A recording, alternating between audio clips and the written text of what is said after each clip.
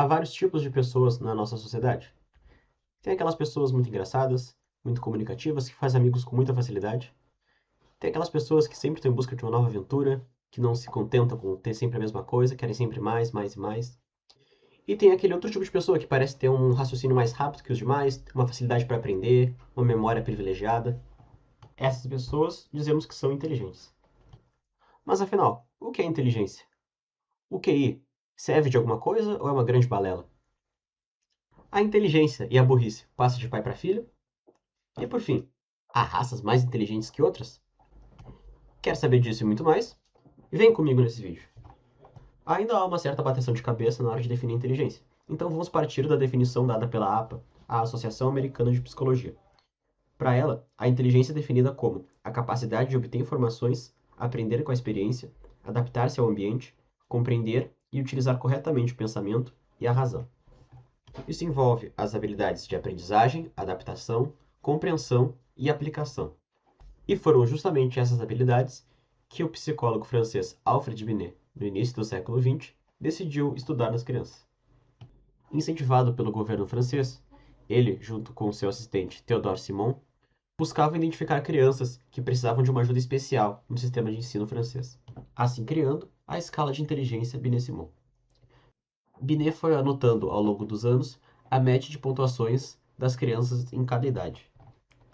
Com isso, conseguiu identificar crianças que pensavam de maneira não condizente com a sua idade, isso é, suas pontuações nos testes batiam com a de crianças ou mais velhas ou mais novas. A isso, ele deu o nome de idade mental, diferenciando-a da idade cronológica, os anos de vida da criança. Juntando esses dois conceitos, o psicólogo alemão Wilhelm Stern criou o quociente de inteligência, o QI. Ele o media dividindo a idade mental pela idade cronológica e multiplicando esse resultado por 100. Assim, uma criança de 5 anos com idade mental de 10 anos tem seu QI calculado da seguinte forma: 10 dividido por 5 dá igual a 2, multiplicado por 100, 200. Essa criança tem 200 de QI. Porém, essa fórmula não funciona muito bem para adultos, porque pensa, para um adulto de 60 anos ter um QI parecido com um adulto de 30 anos, ele teria que pontuar quase que o dobro. Por isso, o QI em adultos é medido em comparação à média global de adultos. Assim, alguém com 130 de QI possui uma inteligência 30% superior à média global. Mas o que isso tudo interfere na vida prática, né? Bem, o QI está relacionado à renda, ao desempenho no trabalho, ao tipo de profissão que a pessoa vai ter no futuro, entre outros. Mas o QI sozinho não prediz muito. Fatores como escolaridade, classe social e esforço individual também contribuem para o sucesso financeiro da pessoa. A inteligência é uma coisa só? Bem, em 1904, o psicólogo britânico Charles Spearman percebeu que pessoas que iam bem, por exemplo, em matemática, também mandavam bem na escrita, em resolução de problemas e outros desafios mentais. Com isso, ele constatou que a inteligência era um fator geral, um fator base que auxiliava no desenvolvimento dessas habilidades. Essa inteligência geral ele designou com a letra G. Na imagem ao lado, as habilidades específicas são representadas por conjuntos, e o G é representado pela intersecção de todos esses conjuntos. Já em 1971, o psicólogo americano Raymond Cattell propôs que a inteligência geral, o G, seria composto de duas inteligências, a inteligência fluida e a cristalizada. A inteligência fluida estaria relacionada ao pensamento abstrato, ao pensamento lógico, ao raciocínio rápido, ao traçamento de analogias, enfim, esse tipo de habilidade que não precisa de um conhecimento prévio. Já a inteligência cristalizada estaria relacionada mais aos conhecimentos adquiridos pela experiência, como por exemplo o vocabulário, a informações culturais, conhecimentos gerais, análise sintática, enfim. Enquanto Cattell propunha a existência de duas inteligências que comporiam o G, outro psicólogo americano chamado Howard Gardner propôs que haveriam múltiplas inteligências e que ninguém seria mais inteligente que ninguém, só seria talentoso de maneira diferente. Suas 8 inteligências são as seguintes: lógico-matemática, linguística, espacial, musical, corporal sinestésica, interpessoal, intrapessoal e naturalista. Então Kant não seria mais inteligente que Neymar, apenas seriam talentosos de maneiras diferentes. Já outro psicólogo dos Estados Unidos, chamado Robert Sternberg, propôs que os testes psicométricos só conseguiriam medir um tipo de inteligência, que ele chamou de analítica, mas haveriam outros dois tipos, a inteligência criativa e a inteligência prática. a criativa sendo relacionada ao pensamento inovador e a prática em tarefas do dia a dia. Mas esse modelo ainda recebe muitas críticas por sua falta de embasamento científico. Haveria também a inteligência emocional, proposta por Salovey e Mayer em 1990, que envolveria 4 habilidades: gerenciamento das emoções, uso das emoções para orientar pensamentos e ações, reconhecimento das emoções alheias e compreensão da linguagem emocional. Críticos argumentam que isso talvez não seria propriamente uma inteligência, e sim uma habilidade, e que talvez estejamos esticando demais o termo inteligência. Sendo ou não propriamente uma inteligência, ela ainda assim traz várias vantagens a quem a tem nas mais diversas áreas da vida. Bom, saindo um pouco dessa bateção de cabeça toda, vamos voltar àquilo que é mais consensual e que dá para medir melhor. Bons resultados em testes de inteligência estão relacionados com a velocidade de processamento mental. Isso é, a velocidade com a qual uma informação é captada, interpretada e a ela uma resposta é emitida pelo cérebro. Assim, os estímulos são capturados pelos órgãos sensoriais e são enviados para o lobo occipital, no caso da visão, e no lobo temporal, no caso da audição.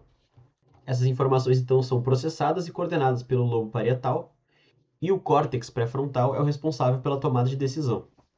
Portanto, a velocidade de processamento mental depende muito da eficiência com que cada área atua e a rápida comunicação entre elas.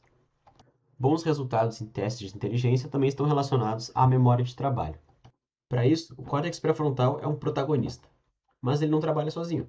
Para isso, ele precisa da ajuda do lobo occipital para manter imagens vivas na mente, do lobo temporal que mantém audições vivas na mente. A conexão do córtex pré-frontal com o lobo parietal também é de suma importância no processamento de informações.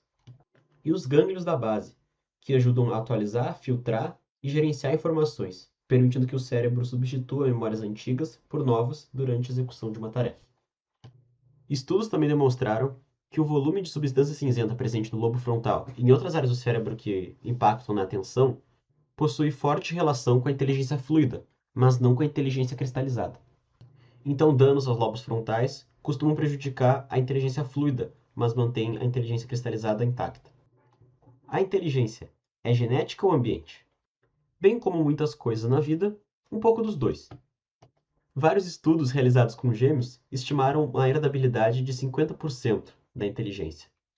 Isso é, 50% da variação da inteligência que vemos em uma população é explicada pela genética. É importante não confundir isso com dizer que 50% da inteligência de uma pessoa é explicada pela genética e os outros 50% pelo ambiente. Não. São médias feitas na população. Por exemplo, a altura tem uma heredabilidade muito alta, de mais de 80, 90%. Isso quer dizer que 80% da diferença de altura que as pessoas têm numa sociedade é explicada pela genética. Outro fato interessante é que a heredabilidade aumenta com o passar dos anos, indo desde 20% nos primeiros anos de vida até 80% na vida adulta. Isso se explica porque, conforme a pessoa vai ficando mais madura, ela vai tendo mais liberdade de escolher os ambientes que melhor correspondem com as suas propensões genéticas, ao passo que uma criança pequena tem muito pouca influência na escolha de seus ambientes. Quando eu falei sobre a velocidade de processamento mental e a memória de trabalho, eu trouxe várias regiões do cérebro que atuavam e a conexão entre elas. Isso indica que haveriam vários genes contribuindo na formação dessas partes do cérebro. Então não existe o gene da inteligência, mas haveriam vários genes, milhares, talvez milhões de genes, contribuindo pouco a pouco na formação da inteligência. Mas nem tudo é só genética. Há também fatores pré-natais e pós-natais influenciando a inteligência. Entre os fatores pré-natais estariam a nutrição e possíveis ingestões de toxinas. Entre os fatores pós-natais estariam questões como classe social, nutrição, escolaridade, crenças sobre escolarização, etc. Nascer em uma família de níveis socioeconômicos mais elevados te propicia escolas melhores, que influenciam em mais conexões sinápticas. Quem são os mais inteligentes? Homens ou mulheres? Bem, Arthur Jensen, em 1998, decidiu responder essa pergunta. Ele analisou vários testes e concluiu que, abre aspas, não foi encontrada qualquer evidência de diferenças entre os gêneros no nível médio de G ou na variabilidade de G. Os homens em médias sobressaem em alguns fatores, as mulheres em outros. Ele concluiu que homens desempenham melhor em testes de matemática e questões visoespaciais, e mulheres em questão de escrita e uso da linguagem. Então não há diferenças entre os sexos. Mas e entre as raças? Será que tem? Bem, em testes aplicados na Europa e nos Estados Unidos, apontaram que asiáticos possuem uma média de 106, brancos uma média de 100 e negro tem uma média de 85 no QI. Um olhar descuidado pode acreditar que isso se dá por questões biológicas puramente, mas não é bem verdade, porque há muitas outras variáveis a serem consideradas, como cultura familiar, cultura comunitária, condição socioeconômica, fora que os resultados nos testes de QI podem ser afetados por questões como motivação e ameaça de estereótipo. Esse último sendo o medo de que um mau desempenho possa acabar confirmando estereótipos negativos sobre seu grupo racial. Isso ficou claro no estudo feito com mulheres americanas de origem asiática.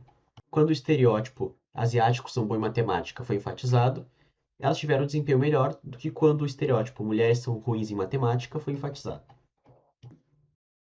E cabe aqui também mencionar que raça é um conceito arbitrário, e que não é cientificamente correto juntar a África inteira, com suas variáveis genéticas imensas, num grupo só chamado de negros. Portanto, dificilmente essas diferenças nos resultados de testes de QI seriam explicadas pela genética. Bom, por esse vídeo eu vou ficando por aqui. Se tiver alguma pergunta, pode colocar nos comentários, que pode ser que eu saiba respondê-la. E até mais. Tchau, tchau.